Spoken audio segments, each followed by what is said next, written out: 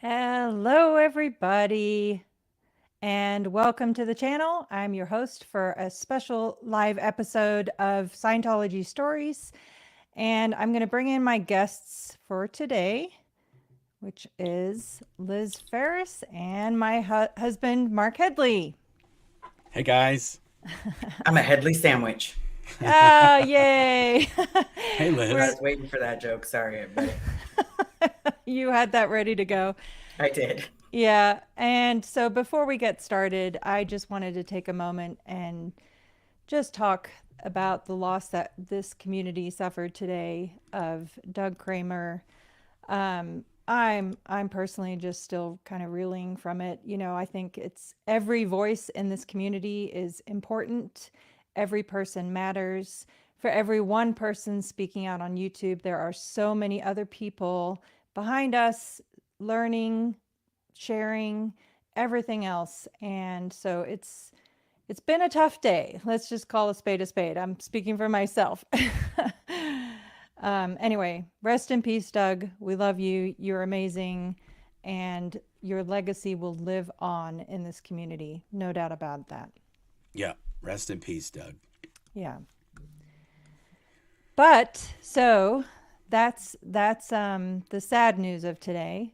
But Liz, we have been talking about doing this episode with you for quite a while now. Just a skosh. What's that? Just a skosh. Yes, exactly. Just for a hot minute. Because, you know, given it's that time of the year, we all have loved ones that we've lost to Scientology, which really sucks. And that's a huge part of why we're all here. And Mark and I both worked with your dad for many years. In my 15 case, years, I worked with 14 him. years. In Mark's case, 15 years. So we wanted to take the time, as you requested, Liz, to share some Bob stories with you and just, you know, in put that hope there, because Scientology can't take away your hope ever, and they will Yeah, not. We do not grant that to them. So that's why we're here tonight. So that's a positive, right? absolutely. Any news that fills in gaps is positive for me. Yeah. It means the world for me. Yeah. Yeah, so we have some great stories for you, Liz. I hope you're ready for a fun ride, right, honey? Yeah, do you want me just to? I'll just tell you. Well, I'll do it like this. So when I arrived to the property in 1990 at the international headquarters in Gilman Hot Springs, Bob had already been there for many years before that. So I only know of the stories when I was there. But when I arrived in May of 1990, Bob Ferris was in the qualifications division of Golden Era Productions. He was an auditor, and or word clear, I'm pretty sure he was an auditor. But when I arrived at the property, they had shut down the manufacturing department of Golden Era Productions that produced the tapes, the cassettes that were L. Ron Hubbard lectures. And we spent months and months trying to fix these machines. And there wasn't a technician that was assigned to the tapes manufacturing area. There was one technician for all of Golden Era Productions, and that was a guy named Bruce. And he was just running around like a crazy person trying to fix, $20 million worth of audio production stuff. And so at a certain point, they couldn't get the tapes machines working correctly again. And it came down to this one Bruce guy couldn't fix everything and the tape stuff by himself. And I don't know if Bob was a technician before, and then he got transferred to the qualifications division, or if he just had a technician background. But he was assigned to be the tapes technician. And so, and because we weren't running, the machines didn't work properly, and I was posted as the quality control. I couldn't do any work. I was just doing testing of the tests they would run. And so I was basically assigned full time to just work with Bob to try to fix the machines. So that's how I kind of came to know him, because we were just working together all day and all night, every single day, trying to fix these machines. And when you're doing that, There's a lot of times where, like, if you're waiting for a part to come in, or there's nothing we could really do except for like busy work, or maybe fix another machine that had a different problem we could fix. And so we would just hang out, and he would, I don't remember exactly how this came up, but he had this idea that he would teach me like a verse, and if I could remember it verbatim, then I would teach him a verse of something, and then he would have to learn it verbatim. And then anytime thereafter, if one of us said that verse to the other one verbatim, then the other person would have to say the one they learned. So he decided, I don't even know why, but he decided to teach me a verse of the Bible, which was called, I think it's Matthew 11:28, I want to say. And I know this is inaccurate, but this is the way he taught it to me. And it was, "Come unto me, all ye who have travailed and are heavy laden, for I will refresh you. For such is the kingdom and the everlasting power of the Lord." And that is what he taught me. And I think he was trying to be cheeky, that and that I wouldn't be able to memorize that. And obviously I did, because it's been, that was in 1990. And to comment on the obvious, like, that's a funny thing to teach a Sea Org member. Well, yeah, I don't. You have to just laugh at the comedy in that. Well, and also, I don't know that if it was just something so weird that there's no way Mark's going to remember this or be able to remember this. And I think it took me about 10 or 15 minutes. He would say it, and then I would say it wrong, and then I would do it again. And then finally I got it. And then he was like, "Okay, do you want to teach me something?" And so I was like, "Okay." And the way the game would work is, as long as I could get it, then he had to do the one I taught him. So I decided that the best thing that I could think of would be the chorus to Billy Idol's Rebel Yell. So I would say, I would go to him, I would say, "In the midnight hour, she cried more, more, more. With a rebel yell, she cried more, more, more. In the midnight hour, babe, more, more, more. With a rebel yell, more, more, more, more, more, more." Okay, now I don't know what the deal is with Bob, but those more, more, mores just broke his brain. So he could never remember how many more, mores there were and where. And in the midnight hour, on that second line where it says babe, he would forget that. And so he would do the whole thing. And he would just say, "With the rebel yell, she cried." And then he would do the whole thing. And then he'd be like, "Did I get it?" I go, "No, it starts with "in the midnight hour. You started with the rebel yell." So then he would have to do it again. And then this would just go on for hours and hours. And every single day I would just, first thing when I would come in, and we would go to muster, have breakfast, all that. We'd walk into the workspace, and I would go, "Come unto me, all ye who have travailed and are heavy laden, for I will refresh you, for such is the kingdom and the everlasting power of the Lord." And then he would be like, "Oh." And then he would go and the way he would sing it was the best, because he would just be walking around fixing stuff, and he would just be saying it the whole time, because he would never get it. He would always mess up the wars.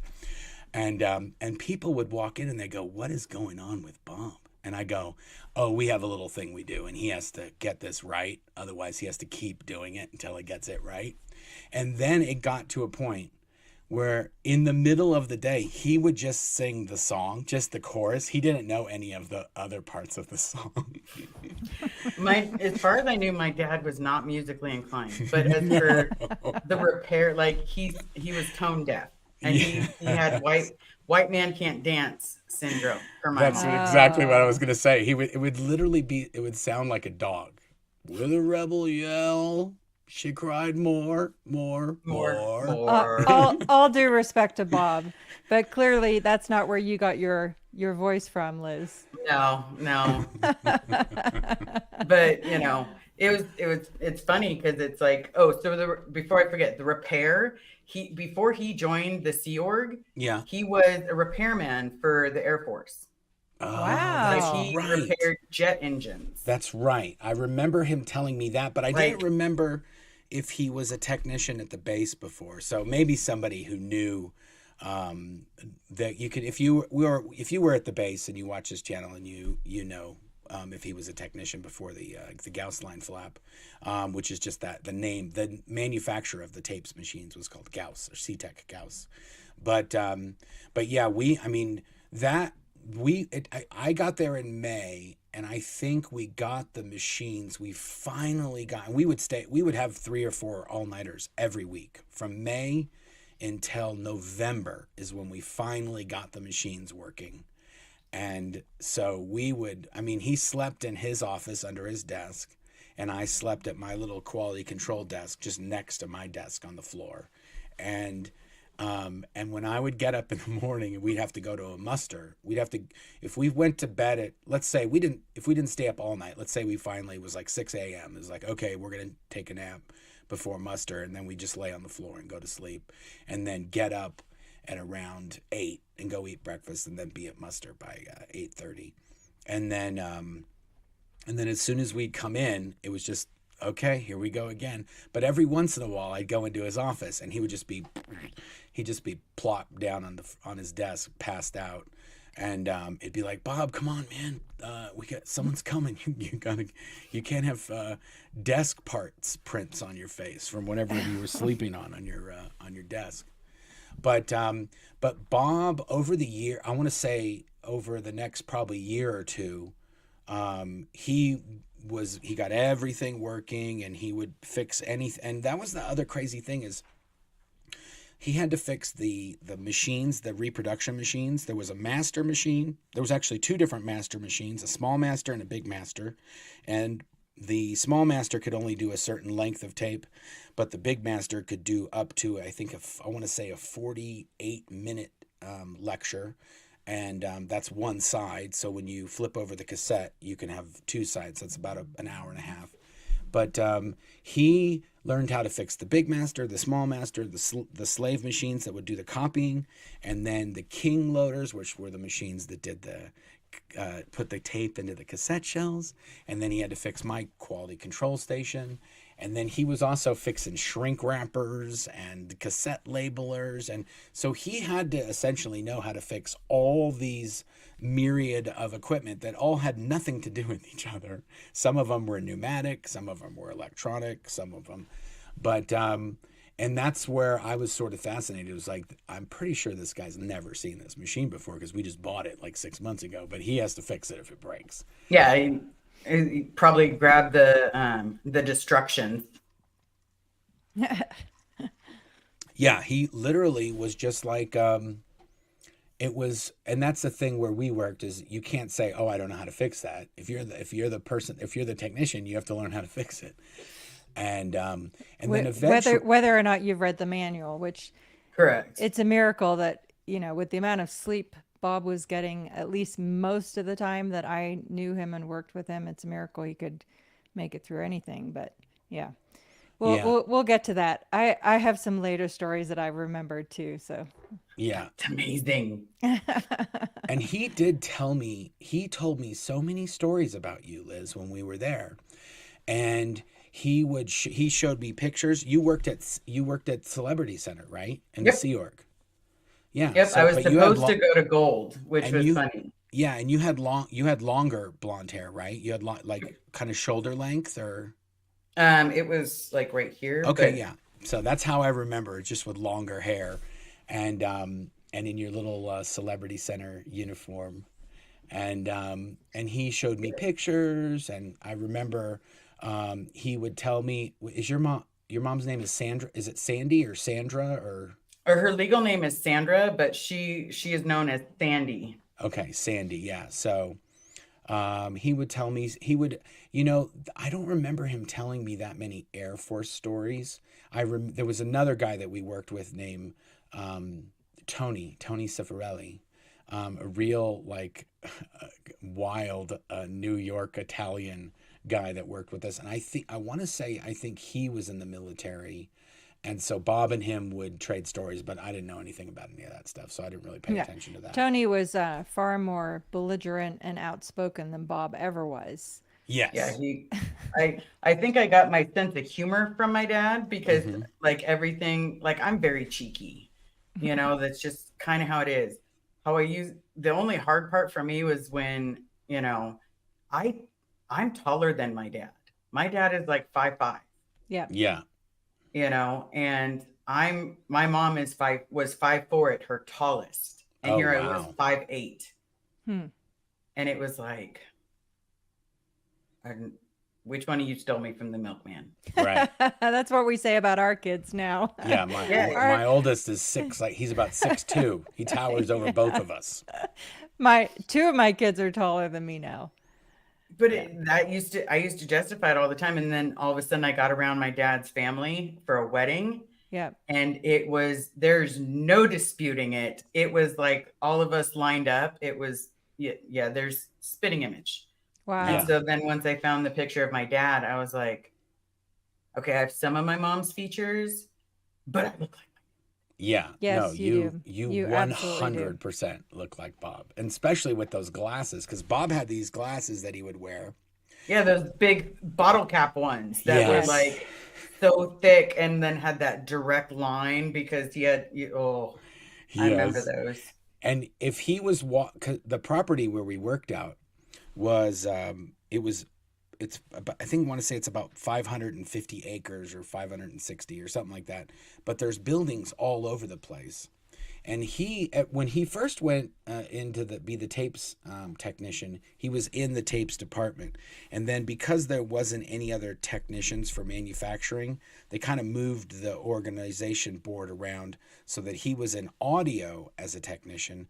But instead of being responsible for just tapes, he was responsible for all of audiovisual manufacturing. Mm-hmm. So he would also help in the HEM, which is the Hubbard Electrometer Manufacturing Division, and the e-meters, where they made the e-meters for Scientology. And then also I think he would help in the AV systems department, and he would help in later on they put printing in there and all these DVDs and CDs. And so when I left in 2005, he was working on DVD stamping machines and the CD stamping machines, and he had all this super, super high-tech equipment that he was taking care of. But if he was walking from from the audio building to manufacturing or any of these other buildings, or even just to go eat, he would have a cigarette in one hand, Marlboro Reds. That's what he smoked, Marlboro Reds, and he had a cup of coffee in the other hand, and that was his And it was black coffee. That was the part that always got me. It was black. Yeah, and also at the end base, the coffee tastes like sheep dip. It wasn't the best coffee in the world. Later on in the I think in the late 90s or 2000, they switched over to like some fancy Lily coffee or something like that which they charged the staff up the kazoo for. Yeah, it wasn't free. No, it definitely was not. Free. Like cappuccinos were like $4 a pop. When you're making $40 a week, that's not many cappuccinos. No, it's not. Those of us that had a smoking habit, we got like a specific amount of cigarettes, and then we knew that like when you were down to your last pack, and if it wasn't Friday, you smoke half of a time, and then relight the other half. Yeah, he would do that. When you smoke half a cigarette, and then you put that unsmoked half back in that pack, it is the worst smell in the world. Mm-hmm. But and Bob had he had blonde hair, like bleached with blonde the hair. Magnum PI. Yes. Yeah, Tom Selleck mustache. Big porn stash. And he would, because he smoked so much, he had those nicotine stains on that sleazy stash that was cruising in under the beak. And he would, and that was his thing. He was always smoking a cigarette and drinking a coffee. Mm-hmm. Yeah. And but I will say, Mark and I were talking about Bob. We have several times, obviously, since that fateful day in May when you messaged us on Facebook, Liz. Hey, I that day was amazing. I was so lost, but it's so nice to hear stories, even if they are after 2005, because for me, it's like, that's a whole year that I stopped trying to contact him because I thought he was dead. Yeah. And so I love hearing stories when it comes to my dad. Yeah. And it sucks to me, just honestly, now I have 3 boys. It's just the shitty part of this is knowing that we worked with Bob for more years than, cumulative than the time you knew him and he's your dad. It's just the brutality of that is unlike anything. I mean, sure, I'm sure there are other cults that do that to families, but this is Scientology is definitely in the top 5 of destruction of families as one of the fallouts, and it just sucks. It's just not okay. That's why we're here doing what we're doing, and why no matter what happens, we're going to keep speaking out. I want my family back. Mark wants his family back. My kids would love to know their grandparents one of these years, if it's not dependent and conditional upon acceptance of Scientology nonsense, you know? Yeah, I mean, to be completely, let's say he gets out, because I've been doing a lot of thinking about this with my therapist. Yeah. Let's say my dad gets out and he wants to continue being a Scientologist. Cool. Yes. I don't care. I agree. I don't care. Just don't throw it on me. Yeah. It's kind of like the gay. I'm not going to give you the gay, so don't give me the crazy Scientology. Right. Just Yeah. Yeah, and you know, exactly. Just love the family you have and accept them as they are. That's all anybody ever wants. Yep. Yeah. When did you contact him, or was he contacted to say that you were routing out of the Sierra? Was that like in the early 2000s? Early 2000s, and then he still maintained contact with me. Well, I remember him telling me about the whole thing, like, oh, Liz is gonna have to route out, and it was this whole big thing, and I was like, what's the deal? And he was like, oh, she's not qualified for the Sea Org, and it was just like, it was a bummer. But then he was sort of like, well, yeah, but we're still gonna stay in touch. And he was never the weirdest thing is that when you said that they told you that he had passed away, I was sort of like, wow, that's crazy. But then I think you said that they told you that in 2004, right? Yeah. Yeah. So because we left in 2005, as soon as you told that to Claire, I was like, there was no way he was still there when I was there, because I talked to him all the time. Yeah. And I mean, I think I even told Liz, I was like, so to be fair, at that time I was getting so little sleep. I was like under such massive amounts of stress. I'm like, let me just double check with Mark. But I know I would remember something of that significance happening. Oh, 100%. Yeah. Because and then I asked Mark, because Yeah, Mark was in manufacturing up until the day he escaped. So yeah, so I saw him all the time. We were, whenever I was going somewhere from that building, I'd walk over with him. We just knew each other for, 15 years. So there's no way that would happen and somehow I wouldn't know about it. It'd just be unthinkable. Insane. So it's yeah. So it's just another pack of, unfortunately, it's just another pack of lies that they sell to everybody. Well, I was thinking about it the other day. If they tell you, because if you're at the international headquarters and you're going to get out and you're going to go see your family, you're most likely going to go to the ones that still called you or wrote to you or whatever when you worked at that place. But if they go and tell that person behind their back, they tell their relatives that they passed away, then those people are going to stop writing and they're going to stop calling because there's no one to write or call to. And so you'll think that there's nobody out there that cares about you anymore. And then if you do escape, you'll never think to contact them because they stopped talking to you or they went out of touch with you how many ever years before. So it's sort of like a double-edged thing where the people don't try to get a hold of you, and then you don't think that those people are there for you if you escape. So right. So it was basically covering their ass to hurt him and hurt his family at the exact same time. Yeah, exactly. But the intention was just to completely sever the line. And what kills me is that, obviously they knew that you'd grown up in Scientology and were indoctrinated from such a young age to just believe and accept what they told you, that it makes it even more vicious, in my opinion. Yeah, totally. Yeah, because I didn't question it. Like, being completely honest, now I look back and I go, man, you were so dumb. No, you can't blame yourself for that. That's what they intended, and you can't do that. Oh, well, you can't. There's quite a few times that I've done that because it's like, please really don't. Believed it. I know. Yeah, I will try, but please don't, because it's not. And by the way, just to segue for a moment, Mark always likes it when I introduce my segues. I saw people asking if we were going to do giveaways tonight. I propose to our panel here that we do Save Bob Ferris giveaways, Save Bob shirts. And you get to pick, Liz. So I'll take care of the logistics, but we can do some of that too.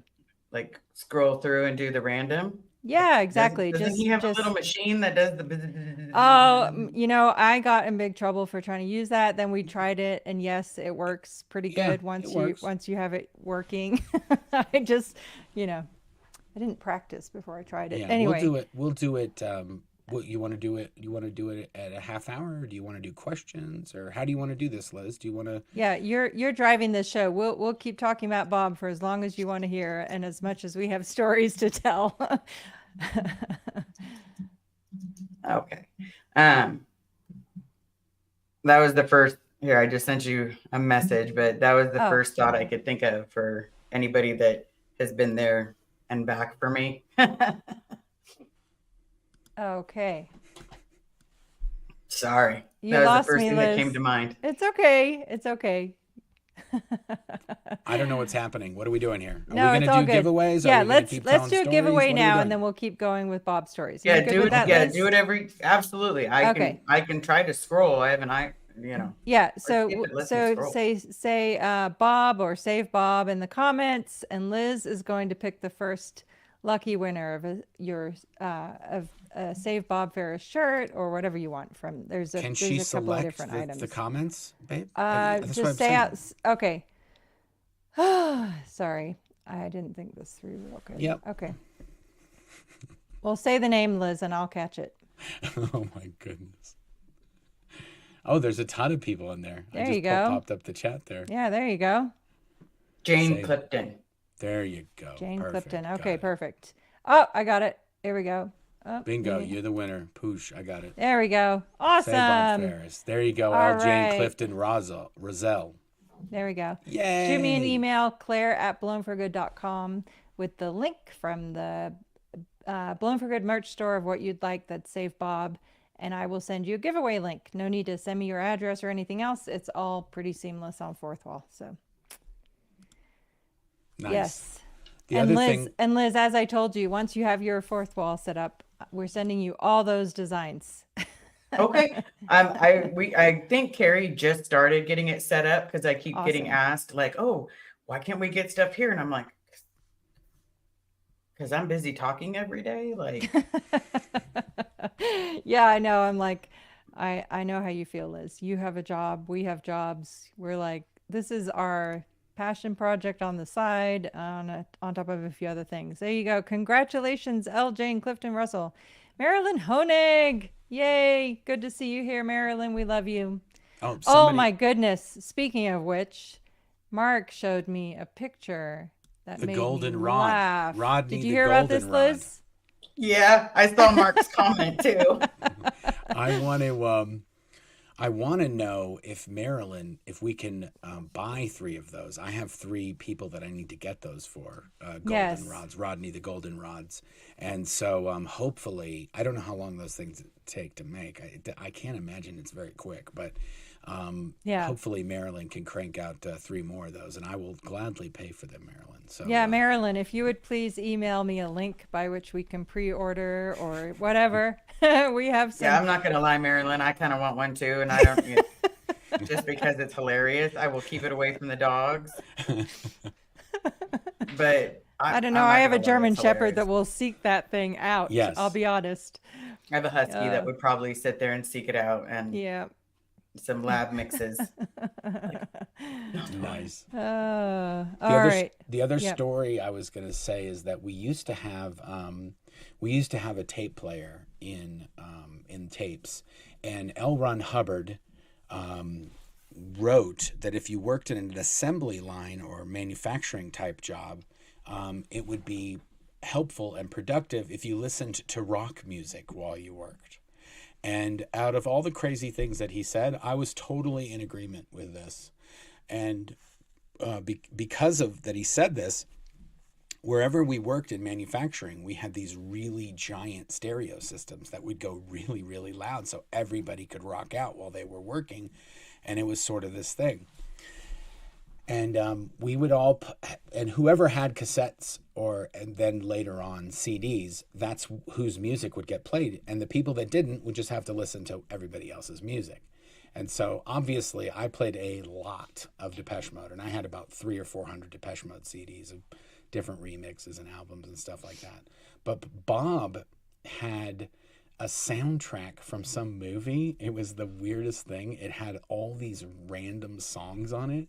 And one of the songs that he loved was this. It was called "Catch a Falling Star and Put It in Your Pocket, Save It for a Rainy Day." And he would play this thing, and I was like, "Bob, we got to get you a new tape. Okay, we've been listening to this tape for 6 years. We got to get you a new one." But every time he wanted, it would just cycle through. So there was like 4 or 5 people that worked in there, and every time it would get the Bob, he would put on this soundtrack, and that was one of the songs on there.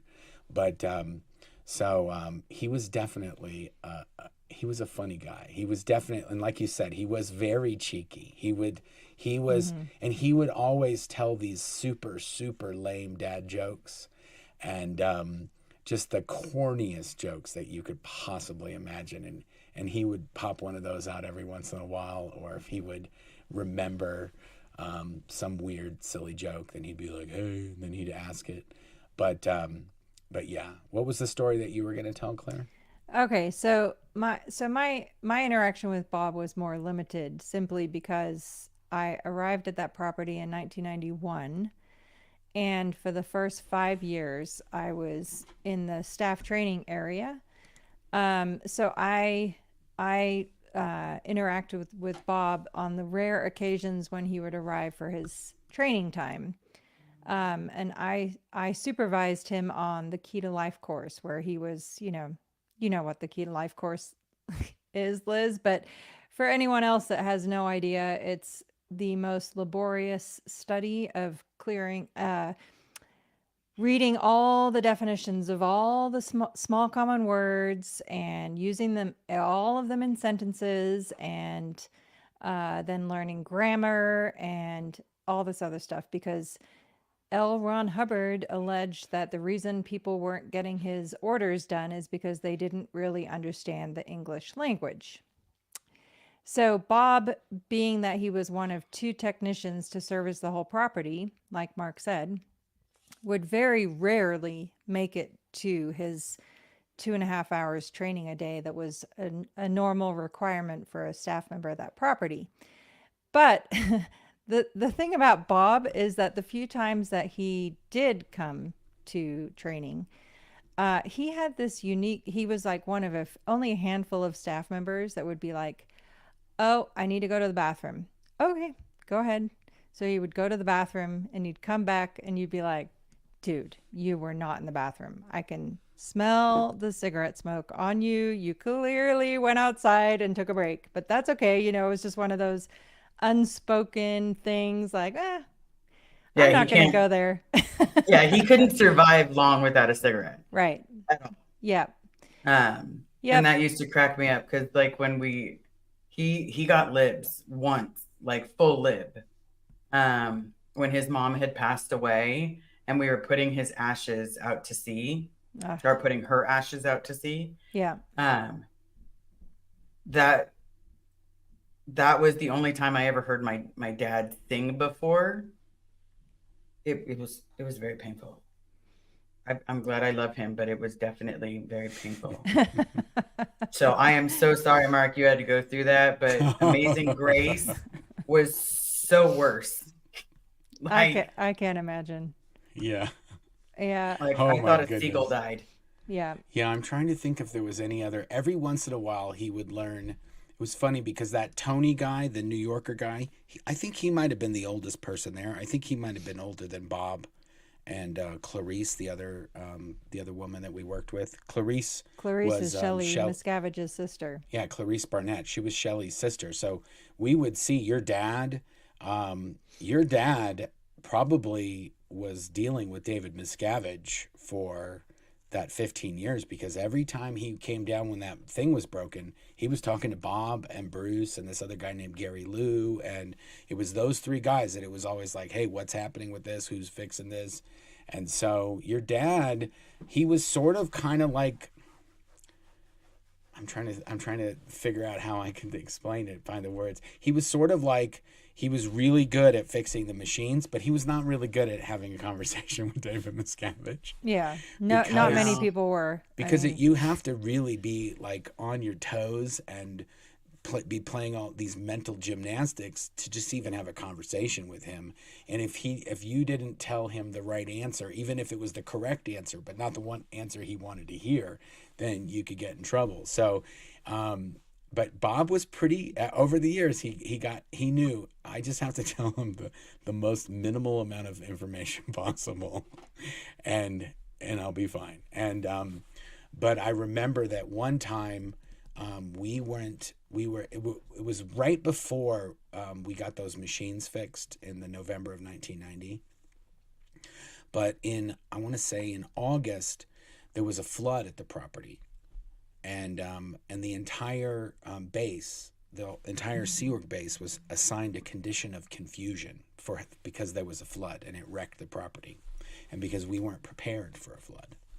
And if you were late for a muster once, you had to stay up all night and do amends. And then if you were late a second time, you went to the Rehabilitation Project Force in Los Angeles. That was it. You were offloaded from the property. And this one morning, we were staying up all night, and Bruce, the other technician that worked with Bob, he was sleeping under Bob's desk, and nobody went in to wake him up. And it was sort of like, Bob, go in and get him. Bob was like, nope, I'm not doing it. And that Bruce guy ended up being late for his second muster because of that. And then he went to the Rehabilitation Project Force. So Bob was not only having only to fix those machines, but he was then being asked to fix other stuff that the Bruce guy used to be fixing. And it was a giant mess. And then Bruce ended up coming back after having a haircut and a whole bunch of nights of sleep down in Los Angeles. He was a million times better when he got back. But Bob was just like, nope, not doing that. Mm-mm. If he wasn't up for it, he wasn't doing it. He was just like, nope. It was just very matter of fact. Yeah. And he didn't. And he by didn't the put way, up with a lot of nonsense. No. And by the way, Liz, we will put you in touch with Bruce, because I'm sure he has a ton of Bob stories. That would be fantastic. Yeah, Bruce Again, actually, it's filling in the gaps. Yes. Totally. Yes, absolutely. Yeah, and Bruce actually, we went and had breakfast with Bruce in the state that he lives in. Just how long ago was it, babe? Like a month or two ago now? It was October, I think. In October, yeah. So, and Bruce is doing amazing. And yeah, he could probably tell you more stories than anybody, because he worked with, even after, I only worked in that manufacturing area until about 1995. And then I moved to different areas. I would go to tapes all the time, but I didn't work there. But Bruce and him were technicians together for many years. For probably, yeah, I'm sure there years. are tons of stories there that would gladly be shared with you, Liz. And he remind me, he's 72 by now, right? He just turned 73. That's why I went down there for Thanksgiving. Wow. Yeah, it was his birthday. That's so wild. I can't even believe I've got these Scientology spy files that I've been reading, and I found all these crew lists of the international headquarters and where they're sending people and who's getting offloaded and who works here. And they have been getting rid of people from that property when they get like in their 60s. Like, nope, they're too old, they got to go. But see, that's the thing. I don't know how they would. The problem with that property specifically is it's almost impossible for a Sea Org member to get to that property. So a new Sea Org member, because especially of all of, even more so now. Yeah. And to get somebody there that could then fix all of these different pieces of equipment that exists there, I don't even know how they would even do that. I just don't know how they could train somebody. Replace him?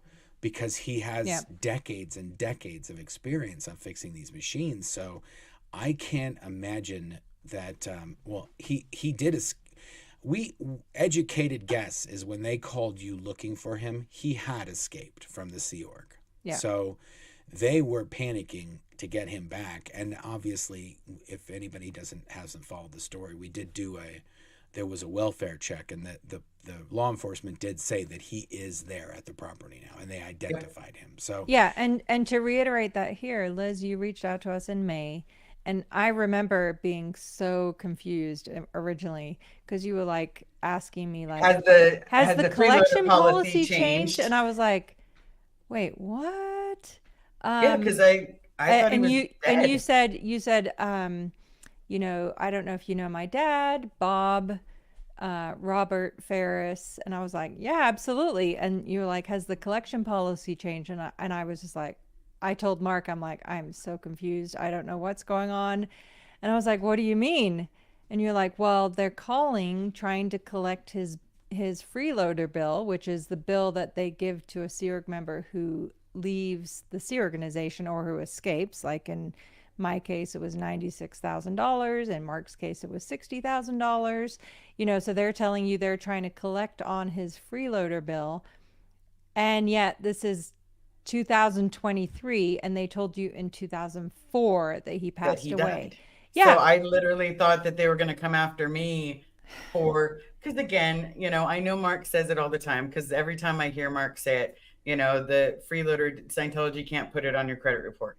I really thought they were going to put it on my credit report. No, and that's fair. Like, you know, that's fair. They were calling you from a position of authority saying, where's Bob?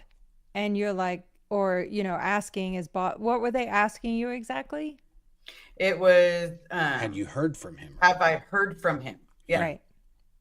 And yeah. so And you're like, why would I hear from him if you told me dead. in 2004 that he passed away? Seriously. Yeah. Because like, I don't touch Ouija boards, like, and of course, like, you want to make all those jokes in the moment, like, you know, yeah, I went and saw a tarot card reader and she said that he's good.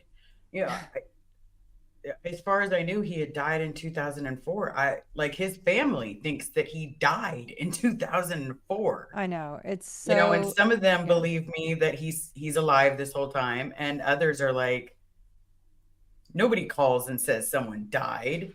Yeah. Scientology does. Scientology does. He's not dead.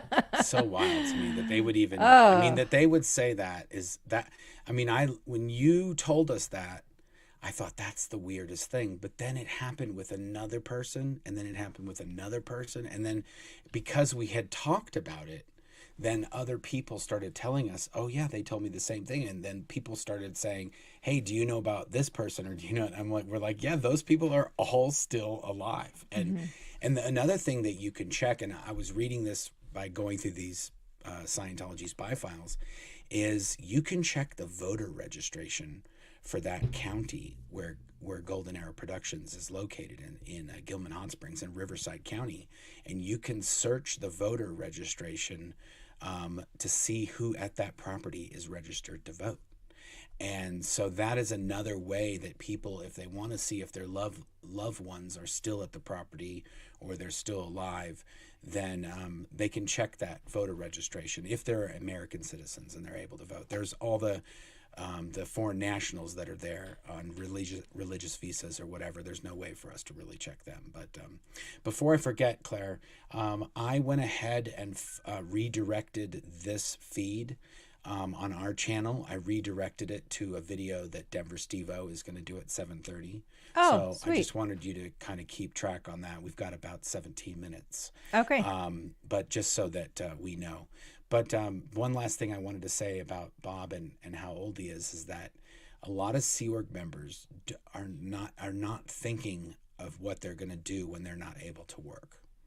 They think the Sea Org is going to take care of them when they get to that point. Or they're so tired and exhausted that they just don't even think that far into the future. They're hoping that everybody just drops the body and calls it a day. Or who knows? I don't know. It's weird. Like, I was thinking about this the other day. I was 30 years old when I escaped, and I quite literally thought my life was over, just because I had, you know, been working insane hours, so little sleep. I couldn't think myself out out of a paper bag, pretty much. I was so exhausted half the time. I don't know. It's just weird. But I know that there are staff members, on the other hand, at that property that do care about this and that had started to make a stink about it. Like one of those was Barbara Griffin. She was she was over the finances for Religious Technology Center. So highest ecclesiastical organization run directly by David Miscavige, and she was so angry when older or elder members of the Sea Organization were shipped off that property. Like she was just literally yelling and screaming like, this is, anyway, I won't even repeat it because it's rude, but she was really on fire about that, correctly so, to be fair. You know, because she's like, what's going to happen to these people? What's going to happen to her? Like she was already an elder, you know, getting up there in terms of years and starting to have physical problems. And it's just so it's not given the proper attention. There just is no plan because Scientology is incapable of change because L. Ron Hubbard died in 1986. And if he didn't say it, they can't do it, you know? Anyway, I know if it's not written, it's not true. Yeah, exactly. All of that insanity. Yeah, I know, me too. Yeah. Anyway, so I do think, though, at a certain point, if he is not able to work, they have been moving these Sea Org members when they get elderly. They have been moving them to homes, and hopefully, because they're getting lit up, these homes are getting lit up, and they're putting them in these substandard places. Hopefully, they do get into a pattern where they just send these people back to their family or put them back in touch with their family. I'm hoping that's what eventually happens, but hopefully, you know, we can track him down, or we can, you know, get a hold of him before he kind of is moved somewhere where we can't find him. Yeah, where we can't touch him or do any of that. And to be honest, if they want to put him down the street from AOLA, hint, hint, OSA, if you want to just go ahead and put him down at that building, I'll come pick him up. Yep. Yeah. Like, I'll get in my car and I will go pick him up right now. Yep. And who cares what he believes at that point? He just needs to be able to live out his days with his family. Yeah. Don't give him back to me in a box. Yes, exactly. I'm going to scream bloody murder and make sure that everybody knows about you. Believe you me, I have been there. Like, anyway, not to digress, but when, so in December 2019, Mark's dad was at the end of his days with stage 4 cancer, and Mark's sister, Stephanie, had not talked to Bernie since we had escaped in 2005. And Bernie was never in Scientology. So to me, it was the ultimate injustice. Like, all Bernie ever did was help us escape, for crying out loud. That's all he ever did. He was there for us. Anyway, in December 2019, I was prepared. Believe you me, I was like, World War III is about to commence on you, Scientology. Mark my words. And fortunately, Stephanie called him one last time.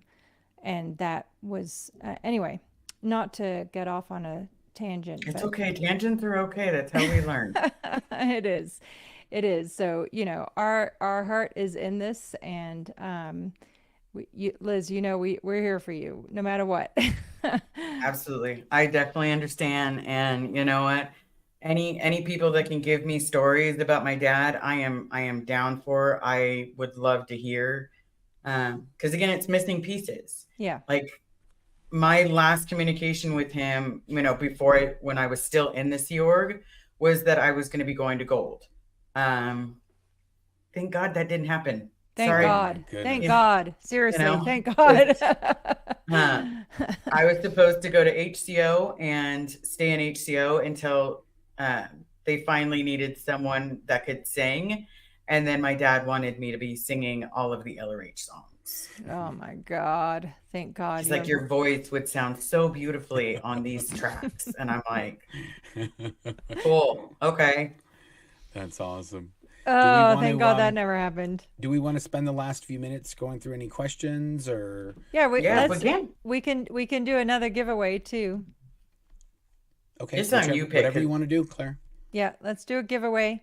Save Bob or whatever you want in the comments. Liz, just call out who you'd like to win. Mark's really good at catching it.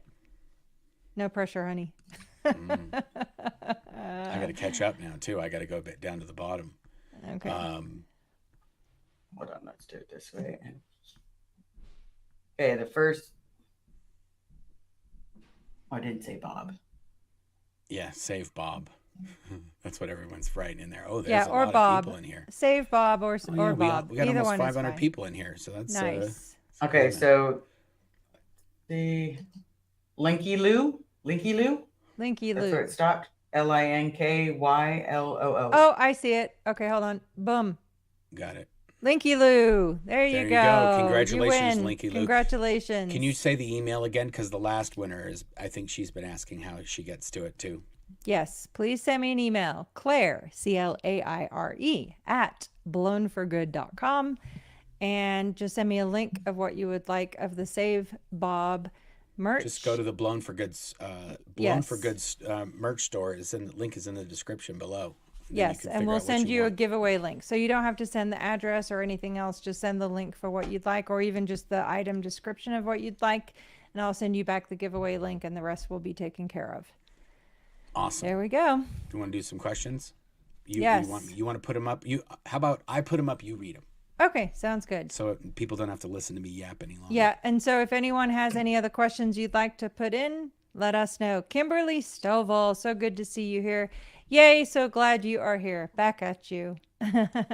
Like I said, we've been talking about doing this for quite a while, and unfortunately Mark has a challenging travel work schedule. So yeah, I've been traveling for it. like the last 2 or 3 weeks has been all over the place. Yeah, and leaving again early tomorrow morning. Yep. Kelly H., such a treasure for Liz to learn more about her dad. Keep hope alive. Let's help clear the planet of Scientology. Boom. I'm down for that. I am so down for that. It is time. Degraded Daughters of Dianetics. I love that this is happening. Happy heart, Alicia. So good to see you here, and thank you. Yes. Nana Lathrop, thank you for the super chat. After telling him I was triggered with so many stories of torture on SPTV, Doug sent me to BFG. The dude will make you laugh. In my opinion, they're trustworthy. They ain't gonna get a new ride with Aftermath Foundation donations. I'll miss him. Oh, nice. Rest in peace, Doug. Seriously, it's just a sad day. Rest in peace, Doug. Ugh. Yeah, we had fun. We had a lot of fun. I have had some chats with Doug while he was on SPTV once we started. I didn't actually know him in Scientology because I was in the Sea Org, and he was, I think he was a public as far as I knew.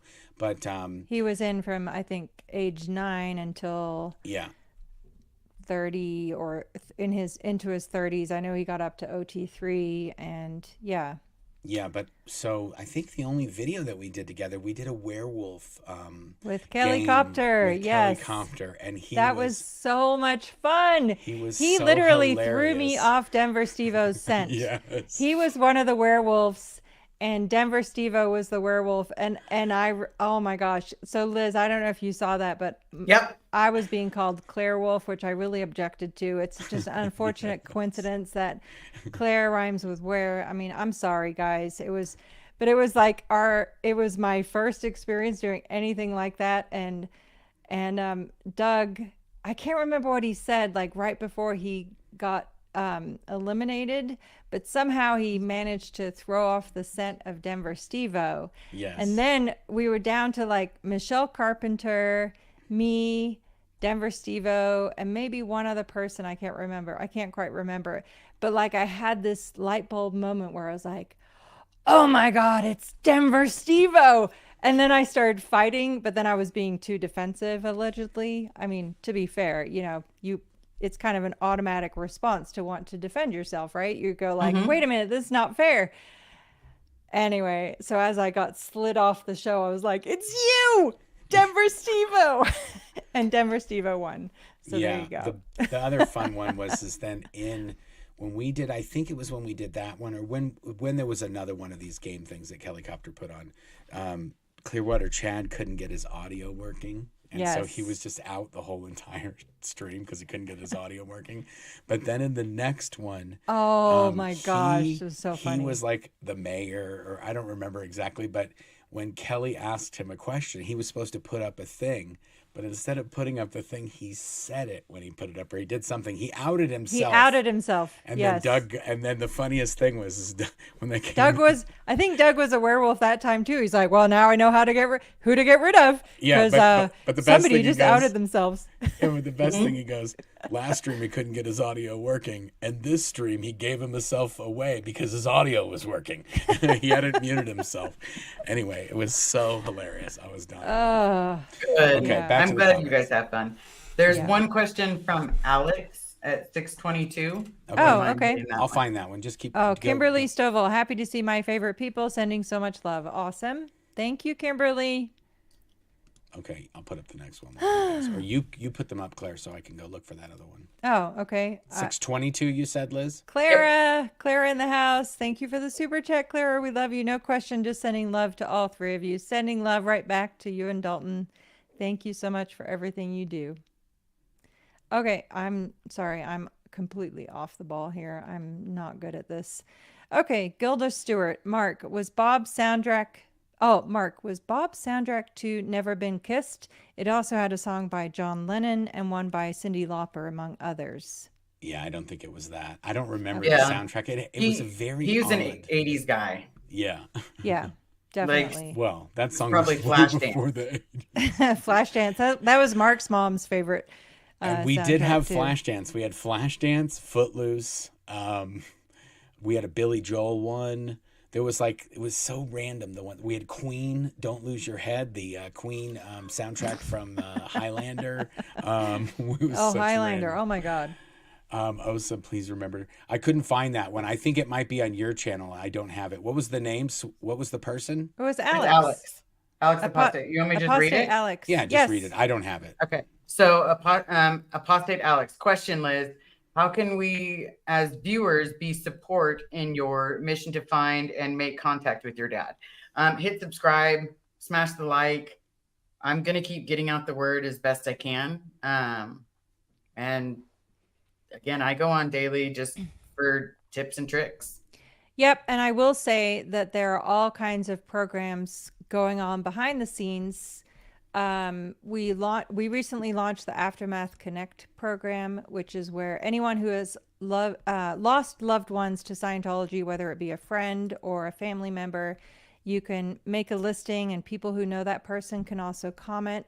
There are also many other things happening behind the scenes with law enforcement, which we can't comment on, but we have a crisis line now set up and all kinds of other things coming. There's a lot of important work that has happened this year to create resources for people who understand what's happening in Scientology and understand what members of the Sea Organization are going through, and yet they don't have all the resources or know what to say or do necessarily to help that person.